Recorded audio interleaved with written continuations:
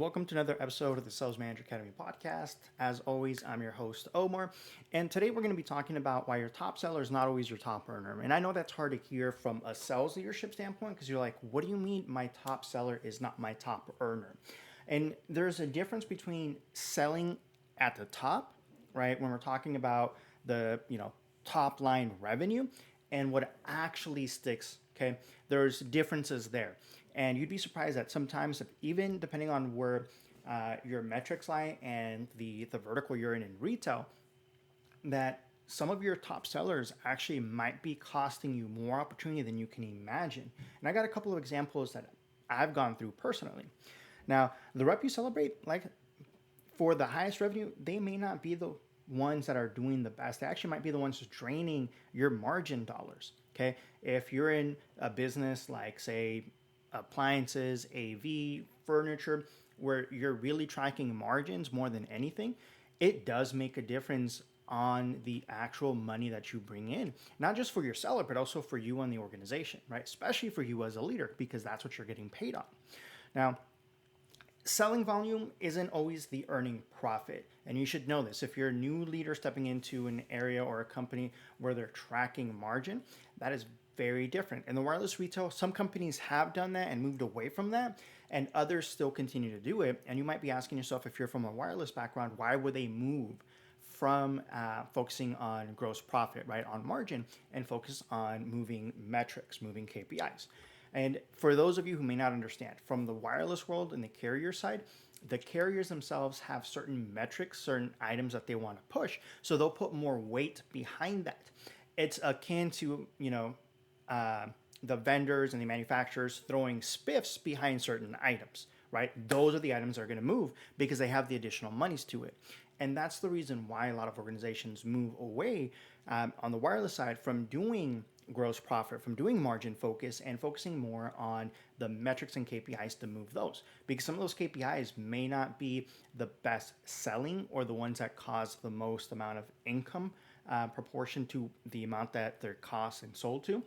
But that could be what's going to unlock the additional VABs. That's what they're referred to on the wireless side, value adjusted bonuses for the entire organization as a whole. So that makes a huge difference. Now, if you're coming from a company that focuses more on profit and margin, that's a little bit different, right?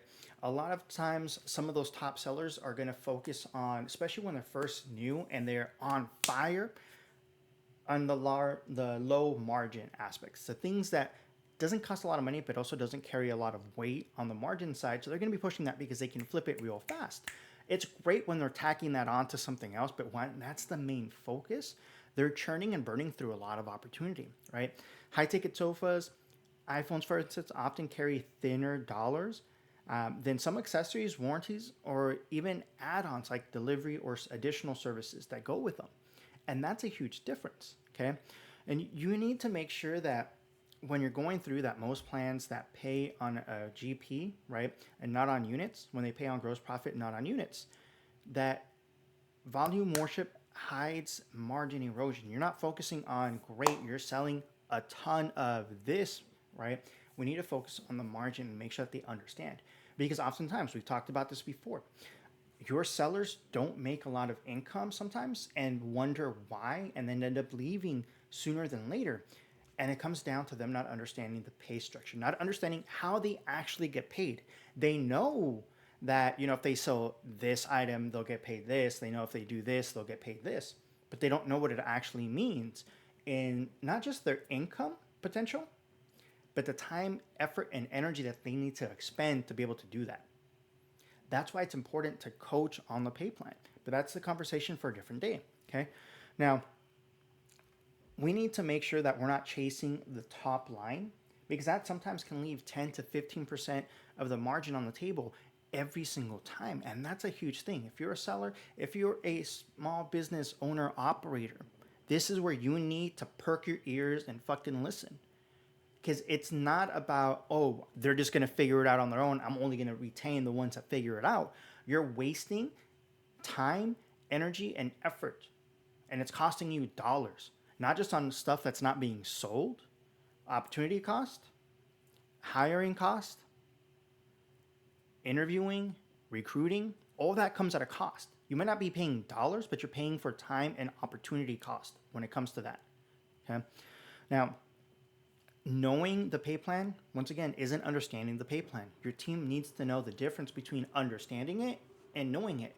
You take it for granted because you came up with it or you truly understand the pay plan, but your team doesn't. They know it, but they don't understand it. And that's a big difference. And that's where you got to take that away and really break it down and have them understand what it means. If they need to know how to make $1,000, $2,000, $5,000 in commissions or bonuses every single month, they need to know how to be able to do that. If you're like, no, they're just going to figure it out and they're going to get it, you're setting them up for fucking failure.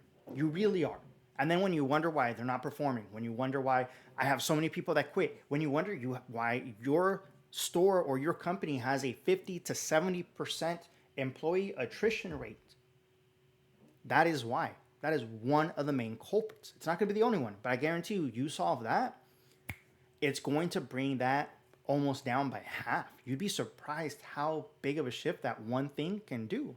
Okay? Now, here's the reality of it. 70% of retail reps can quote their rate plan, right? Their pay plans, but they can't predict their own damn checks when it comes to the commission or bonuses. And that's what I'm talking about. That's a huge, huge thing. Think about that. You break it down, you teach them how to do it. It goes from 70% down to 50 to 40%. And then you become better at doing this and breaking it down so that by 2-3 months down the road, less than 10% of your employees, can't predict their own commission check, their own bonus check. That's a big difference. And you'll see that in not just the performance, but also in the retention that you're going to have with employees. Okay.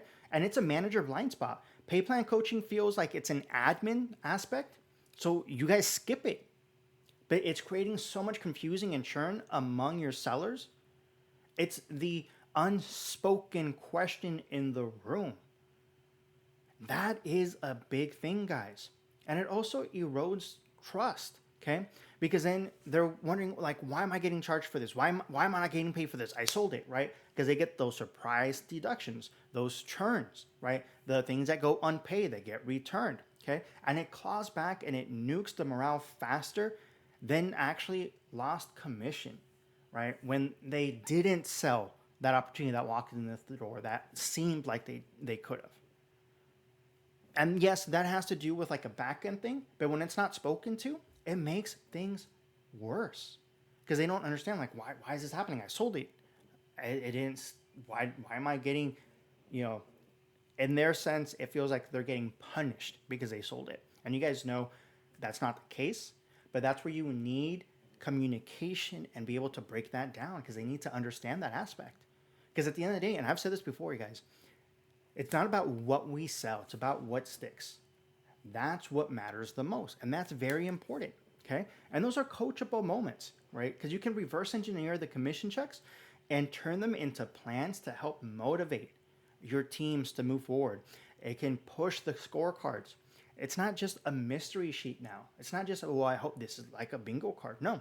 Now they're being very, not just motivated guys, but they're being on point. They're focusing on what matters and what's actually moving things forward. And that makes a huge difference for your teams. That makes a huge difference for your sellers. As a leader, that makes a huge difference for you. As an owner-operator, that means retention goes up. Complaints go down. You're retaining a lot of your people. So the product knowledge is getting stronger. The tribal knowledge is getting better.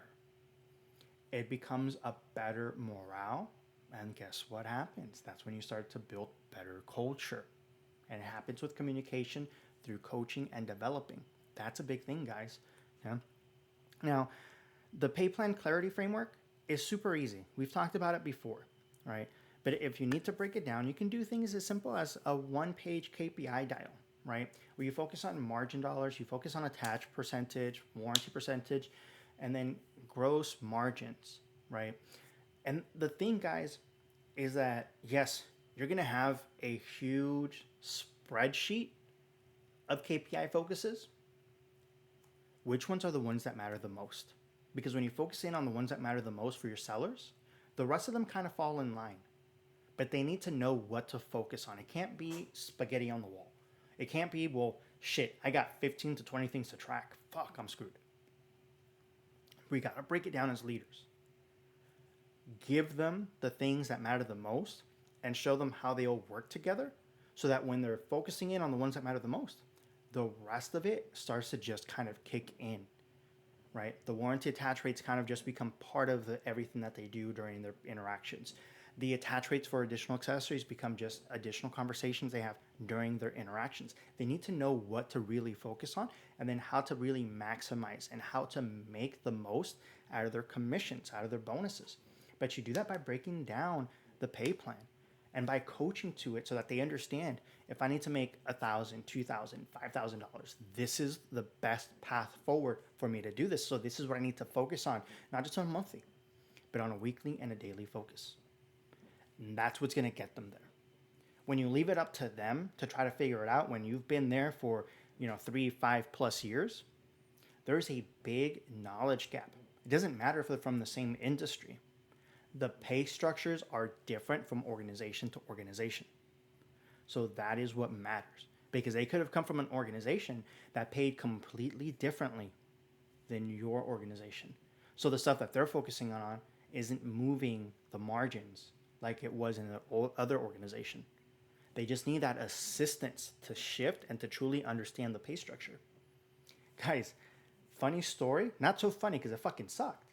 But I've been in an organization where I kept asking. I asked before I got hired on. I asked after I got hired on. I kept asking every single fucking month. Hey, hi guys, how do we get paid? How do we get paid? How does our commission structure work? 6 months later, I fucking found out. And I was livid. Why? Because to make the same income I have been making before, I would have had to sold 3 to 4 times more than what I, have sold. And it's not that it's not possible, but there was no framework to get there. And I was like, it was a completely different industry, and I was trying to learn it. I was super excited, right? And it's like, okay, do this, and that'll get you there. It's like, all right.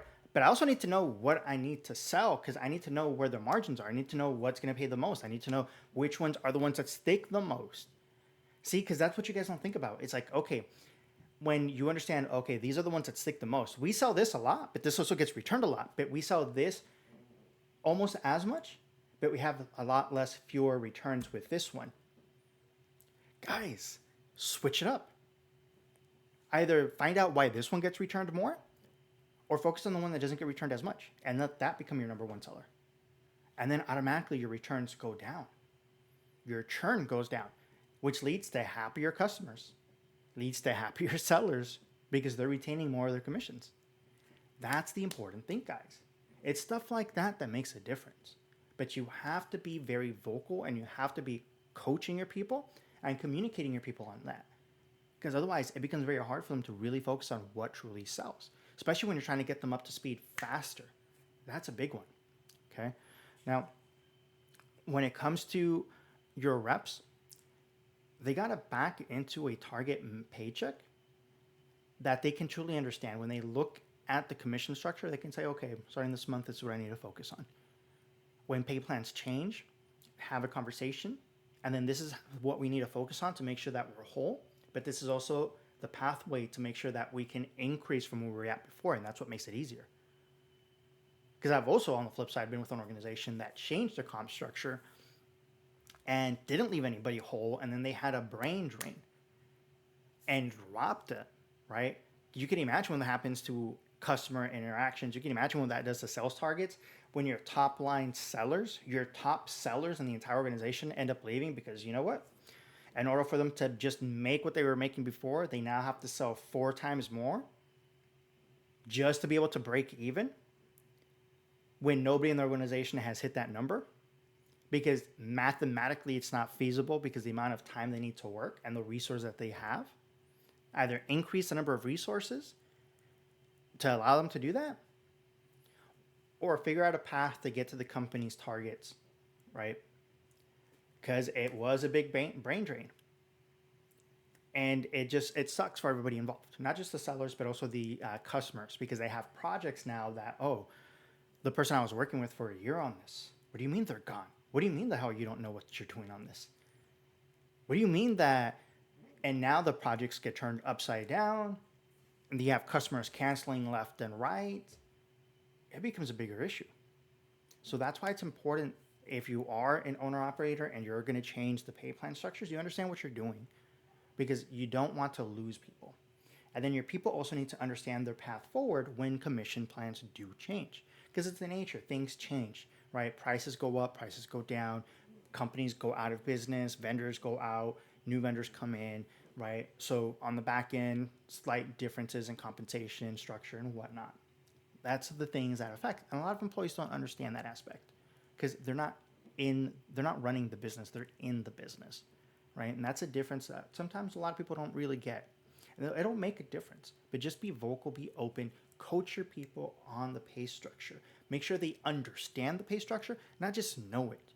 Understanding means they know how to be able to hit $1,000, $2,000, $5,000 on the commission checks or more. Knowing the pay structure, the pay plan, means that they know that if I sell X, I get paid this. But I don't know what I really need to hit if I want to make $2,500, $3,500, $5,000. I'm kind of hoping I'm going to hit that. But I'm kind of like throwing spaghetti on the wall and hoping I can close stuff.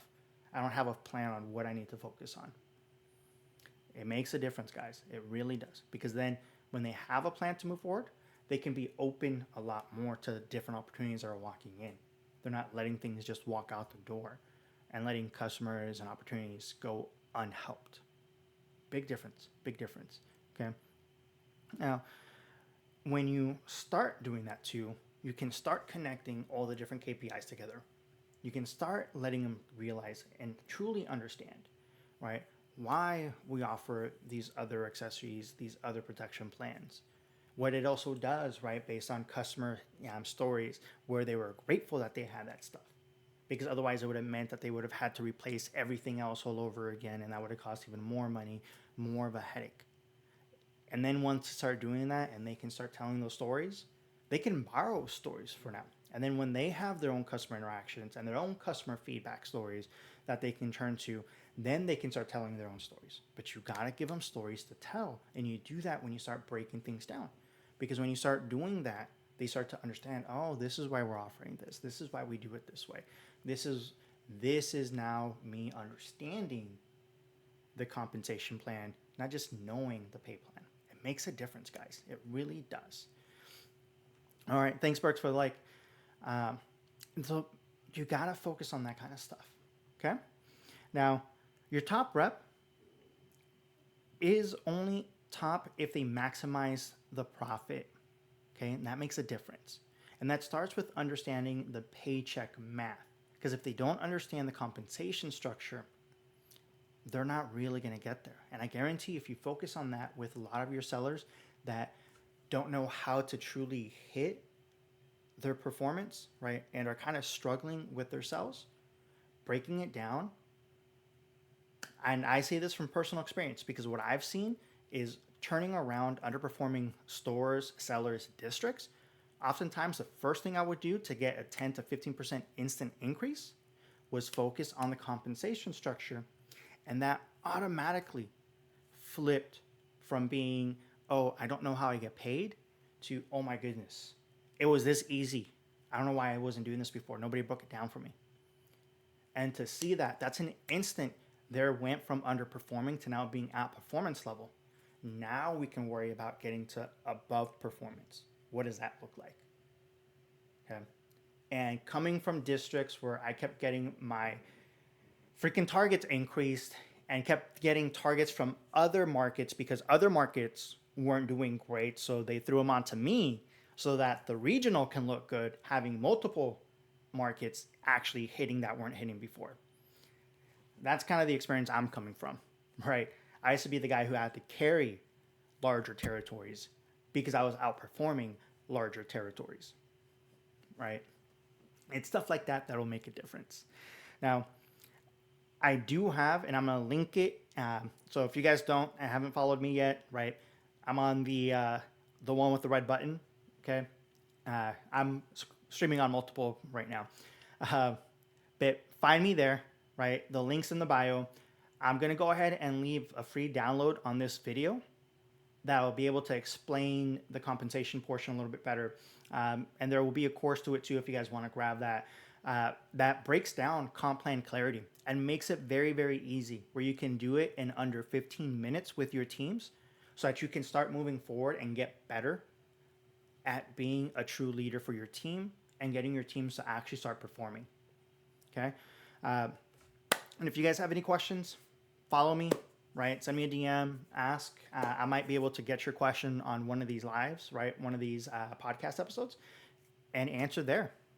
All right, guys, I want to say thank you once again for taking the time and watching here at the Sales Manager Academy podcast. As always, I'm your host, Omar, and I'll catch you on the next one.